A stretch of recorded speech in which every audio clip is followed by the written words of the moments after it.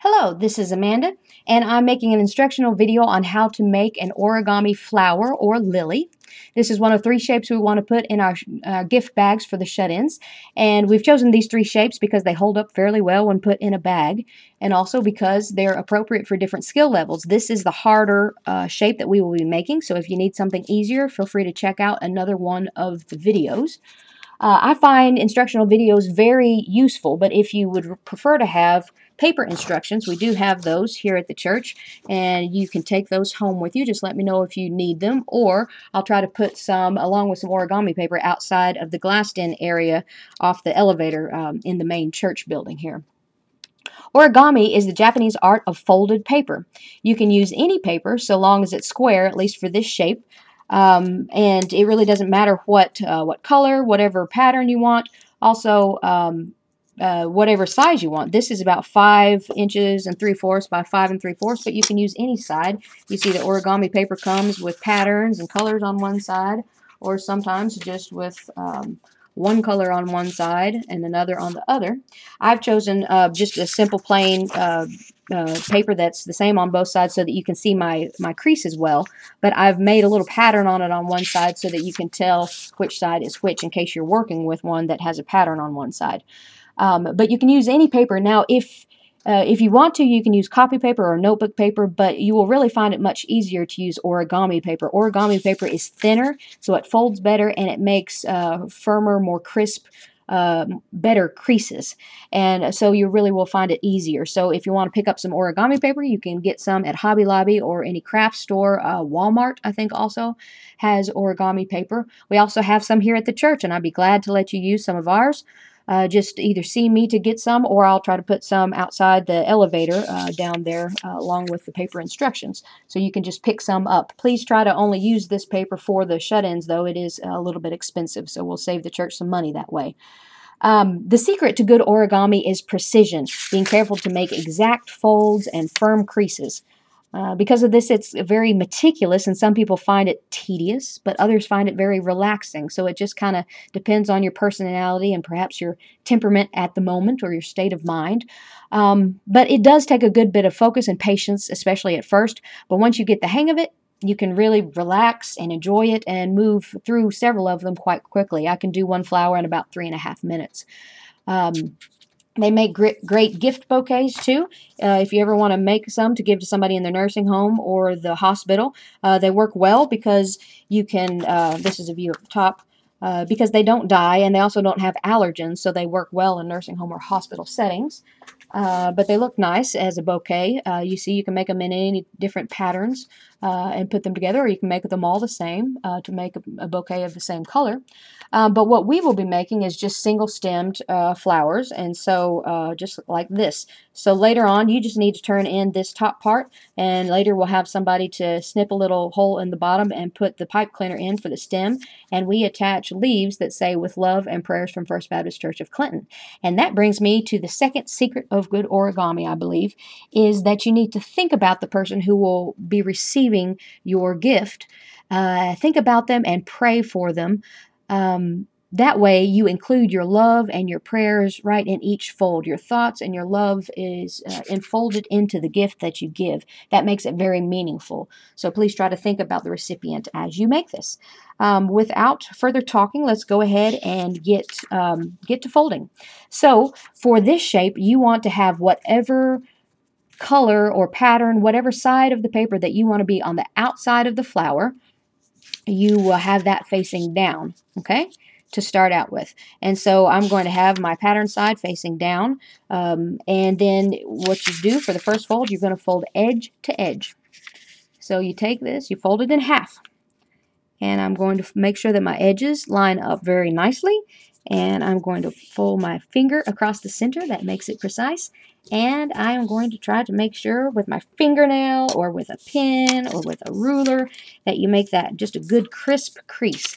You're going to open it up and you're going to do it again. You're going to fold it in half, but you're going to rotate slightly so that you can take your edge to your edge very exactly, pull that across, and make sure that you make a good firm crease. And you open it up and you see your folds look kind of like a plus shape now. Well, now you're going to turn it over so that your color side or pattern side is up, and you're going to fold corner to corner, making sure that your corners line up very exactly, and pushing across the center and then out. That helps make it exact, and make sure that it's a good firm crease. And then you're going to rotate it slightly, and you're going to do the same corner to corner with your pattern or color side still up.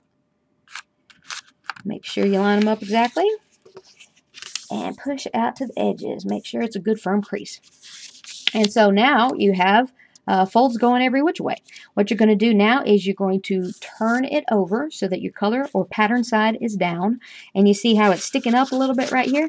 You're going to take your finger and you're going to poke it in the middle like that so that it reverses that. And you see now it's wanting to fold up. Towards me. Well, I'm just going to let it fold up. This can be tricky, but just kind of let the paper do what it wants to do if you've got it in this shape. And so you just let it collapse down on itself to make a diamond or a square. You'll see that the inside looks like that. Sorry, my camera has trouble focusing. And the back looks the same there. And you have different pages. I like to call these edges, these pages that you can turn if you need. So for the next part, what you want to really focus on is the closed in, which is this. Sorry, my camera's having trouble focusing. You've got the closed in. Let's see if I can get the camera to focus a little better. There we go. Closed in is here, and the open in is down here. Now, for this next fold, we want to make sure the closed in is away from us and the open in is towards us. You're going to take one of these pages, as I call them, one leaf, not both sides, but one, and you're going to fold like a kite fold over to the center. You see where my center crease is? I'm going to fold this edge to touch that center crease, just like that. And I'm going to, once I'm sure that it lines up with my center fold pretty exactly, then I'm going to fold that down. That's like a half a kite fold. And so then I'm going to take it and I'm going to open it up, just this page here, and open it up and stick my finger in there so I can fluff it out a little bit. And then I'm going to collapse it down. I'm going to get this creased edge. See if I can get focus a little better.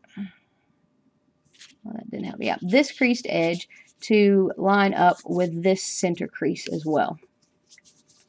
So there you have it. And then, making sure again that the open end is towards me, I'm going to take my sides and make a kite fold, lining up this edge with the center crease right there. And make a good crease. And then I'm going to do the same on the other side, pulling this in. I rotate slightly to make it easier on my hands. And you're going to bring it to match the other one. Now, you don't want to overlap these sides, but you want them to be pretty close to each other and make a good firm crease. So now you got like little doors that open, or little kite folds, I guess is what they call them, or something. So then I'm going to take this corner and I'm going to fold it to this corner, but I'm not going to fold all the way across. That's not necessary. I'm just going to kind of push down on the center here. It makes kind of a temporary fold, which will help our next move. So I've folded just across there. No need to do it out here. And I'm going to open my doors and I'm going to pull this open. This is the most tricky part of the flower, I think. But because I've made that crease, it makes it easier. And then I'm going to push my sides in and allow it to collapse down on itself. And then I'm going to reinforce my creases. So there again, I had it like that. I'm going to open the windows and then allow this to come up and push my sides in and smash it down like that. And then this next part is you're going to make sure that this triangle part up here comes down. So you're just going to fold that down and over. Now, if you look on your flowers, they have these, I don't know if you call them stamens or what. It's been a while since I've had science, but that's what we're doing right here. If you open your flower up at the end and you have none of these four things here, that's because you didn't fold this part down. So make sure to fold it down. Now, we're just going to repeat the same thing on all sides. So for this first one, you can flip it over and you're going to do it again. You're going to find your center crease, match this edge to it, and try to line it up pretty exact. And then make a good firm crease. And then you're going to open that and smash it down. lining the center up with the center line there. And then you're going to do your kite folds into the center, right there, twisting right there. And then, of course, we're still paying attention to the closed end up here and the open end down here. We're going to fold corner to corner to make that little temporary fold to help us here in a second. You're going to open it up, open the doors, and push this up. Sometimes this can take just a little effort, but you can get it pretty exact. Fold that down like that, and remember, we're going to take this corner and fold it down. Now we're going to do that. We've done it on 2 sides. We have 4 sides, so we need to find another page that we can do it on. So we're going to find this one, and I'm going to fold this in to the center, and then open it up. Again, the secret to origami is good exact folds and firm creases. And so I line those up, and then I'm going to bring this in, create that first door, and then bring this one to match it. Again, not overlapping it, but pretty close to each other. And then fold this part down to make my temporary crease there to assist in this next fold. Open the doors, push it open, fold it in. Let's see, I've gotten a little wonky there. Okay. There we go. All right. And then you fold this part down. Now you've got all of them are in the right shape except for this one sticking out. So that's our next side. You find that side and you fold it into the center crease.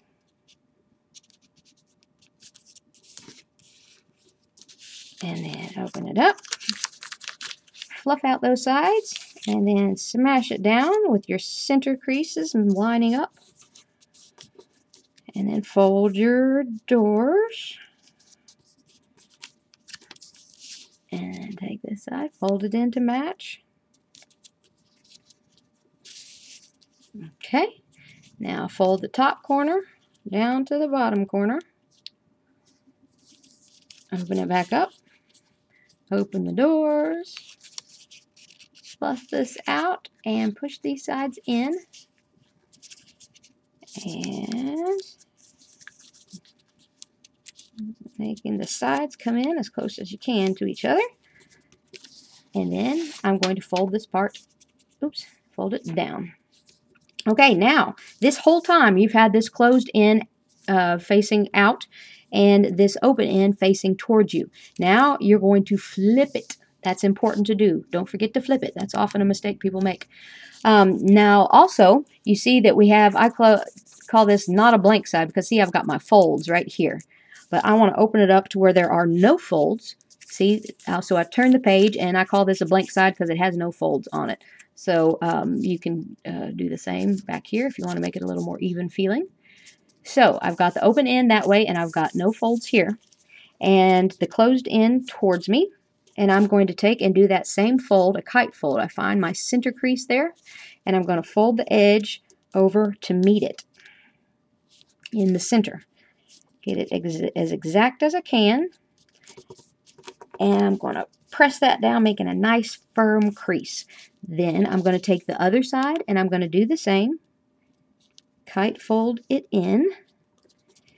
Not to where they're overlapping or anything, but where they're just about touching. So I have it like that. Now this is going to be my petal, so just for later to make it easier to open, I'm going to fold that down and then fold it back up. Just make it to where it can do both. Fold it down, fold it back up. Now I can flip it over, and so long as I have a blank side, again, not the sides with the folds, but you want the blank side right here, and you want the closed end towards you, take a side and fold it like this. The side meeting the line in the middle. Your fold in the middle. Make your sides match each other, and then fold down your petal, crease it, and fold it back up. And now you want to find your other blank sides. Again, we've got several pages here. There were 4. We've done 2. So I'm just going to open mine up like this so that I have the blank side and the existing blank side on the front and the back, so that I'll just have to flip it over in a second. So I fold my side in. I'm making sure that my closed side is still facing me, turned towards me. And I fold this side in. And I fold this down and back up. And then I fold this edge in on the other side. And I fold this edge in. And then I fold this down. Okay, so now I am finished. It's just time to open up my flower. You can fold that piece down and fold that piece down. And sorry, my camera. I appreciate your patience with the camera. It is not focusing well at all. A rainy day, so I'm not getting the natural light in. Okay, and so you fold down all your petals and you have your flower. Then I usually give it a little spin at the end. Beautiful. There's one more thing you can do. If you like the look of this flower, you can leave it as it is, or you can take a pencil or a pen and you can grab the edge of the petal and you can roll it. Roll it down and smash it, hold it, and then let it, and the paper remembers that shape. Got mine a little funny looking there. And then that just curves the flower back. So again, I can do it on all sides.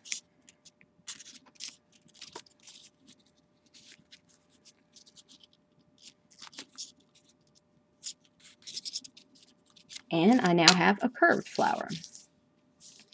So you see some of mine that I've made before are curved, and some of them are more pointy like that. Just kind of depends on whatever look that you want to make. But thank you for your patience with my camera not focusing well, and I hope that was helpful. If not, feel free to see me anytime, and I will be glad to go walk you through this in person. Once you get the hang of it, you can really do it quite easily. So if anybody wants in-person instruction, just let me know. But thank you so much.